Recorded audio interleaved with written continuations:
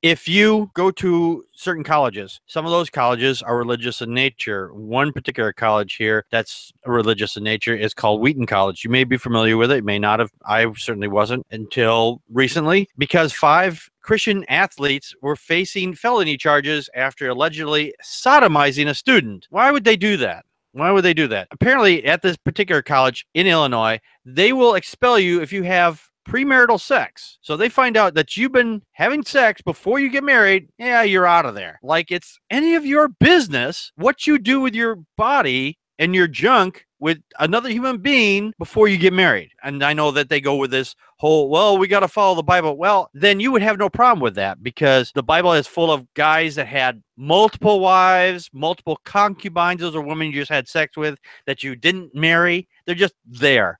So the fact is that they would throw you out for that is total garbage. And that's just one of the things here. They'll also kick you out if you're in a same-sex relationship or if they see you kissing each other. There have been times when somebody has put up a flag of the LGBT and they just took that stuff down like right away. They're just like, boom.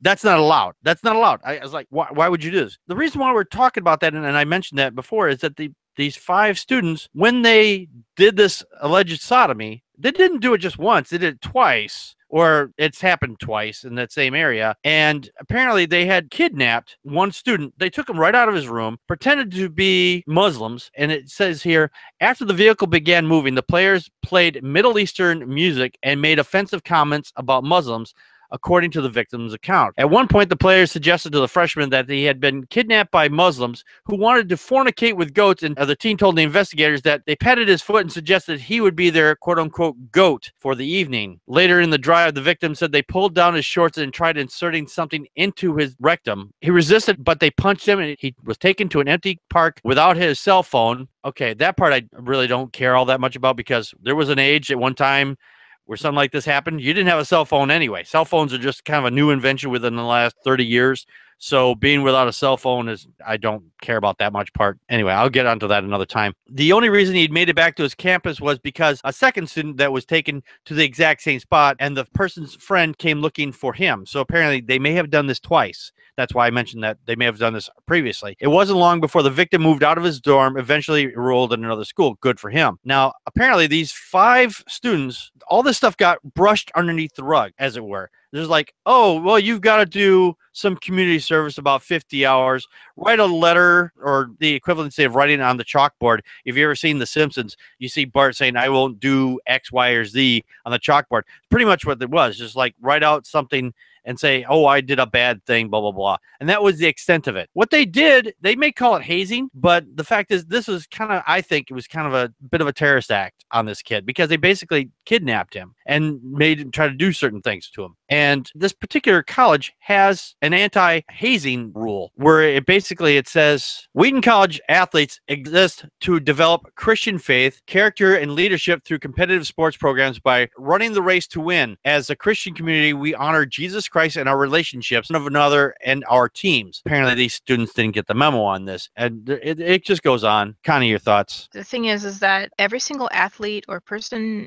at Wheaton College who wants to participate in either athletics or extracurricular things has to sign this. Every single one of these linebackers, and that's who they were. These 5 rapists are linebackers on the team, and the person that this lawsuit came about, he was a recent transfer, so he just had arrived at the school like within weeks, and I guess he was also supposed to be on the team. Mm-hmm. And yeah, they kidnapped him, which is one of the things listed here you're not supposed to be able to do. And they were assaulting him. They, applying a foreign substance. They duct taped his legs together. They dislocated his shoulders. They tried to rape him with an object. And shortly after this, when he was able to get back, he called his parents, and he called the police, the campus police, and he drove to the hospital, and his grandparents who lived nearby picked him up, but he withdrew from college. This is supposed to be a religious college, and what gets me is that if this had been somebody flying a gay pride flag, they would have been expelled immediately. Mm-hmm. I really think that it had everything to do with the fact that they cared more about their winning football team. I think it had everything to do with, I don't know, everybody being kowtowed. And I don't know, evidently hazing isn't gay and rape isn't gay as long as, it's not two people who really love each other. I don't know. This is an ugly story. And Wheaton College, guess what? This happened last March. The 5 students who we're talking about who committed this played last Saturday. And it's just this week that everybody's been said, hey, you have to turn yourself in. 3 of the 5 students who committed this crime have turned themselves in. 2 are still outstanding. Yeah. When I was reading that, that's something that really irritated me. These people committed a crime, and because they've been shielded by this college because they play football. And that's something that's also irritated me, because if you play football and you're really good at it and you're a part of a really good team, you're kind of almost above the law. You're really close to it. It's boys will be boys. Yeah, Sorry. exactly. Yeah. No, you're right. You're right. It's boys will be boys. And part of that is that because they were on a football team and everything like that, they's like, oh, well, you committed a crime, but we're not going to come looking for you, even though we probably have your address and all this other stuff like that. We're not going to come out to your house. If I had done something like this, you know how soon I'd have an officer knocking at my door? Like almost immediately. They wouldn't say, hey, you do a really good job doing what you're doing, so we'll let you slide for right now. And then, well, once you're done with that, we'll come back later when you're not so busy or something, or winning a football game or whatever. That's just total garbage. Well, all of these young men are over the age of 18. Mm-hmm.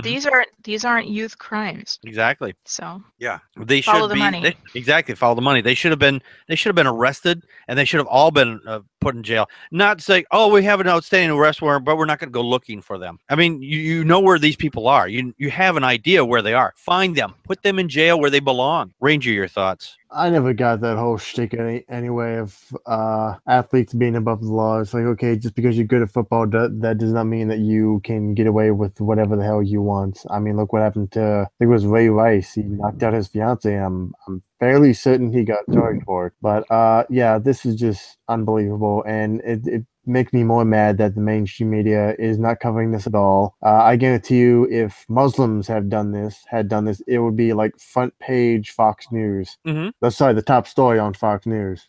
Oh yeah, absolutely, it would be. That's a great point. That's a really great point, especially considering that these assholes decided to pretend to the person they kidnapped that they were. Yeah, exactly. To make that look bad. No. Yeah,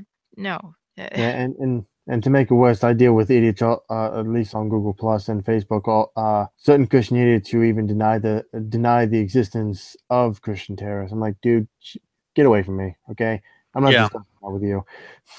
Yeah, no kidding. We have a comment from the chat room. I just want to read that in here real quick. From Herc Rants again thank you for your comment. Christian emperors in that Holy Roman Empire were still having concubines and multiple wives well into the 3rd century. And yeah, they were. So this whole narrative of this like, oh, Christian values. Yeah, don't think so. Your Christian values are no short of terrorism, honestly.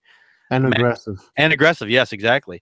Matt, your thoughts? Actually, it's been, a hot item here because, I live in Illinois. So I was thinking, remember the Penn State issue? The coach from the football team who was molesting those young boys? Yeah. And how long it took for him to be charged for that? Oh, yeah, years. Right. And it's all being swept under the carpet. I mean, a lot of people are saying, oh, well, they've already served their punishment from the school. Well, yeah, but you guys did something wrong, so of course they're going to be charged now. I mean, it's just the whole thing is ridiculous. Well, the thing is here that while the school gave them a punishment, it was no better than a slap on the wrist.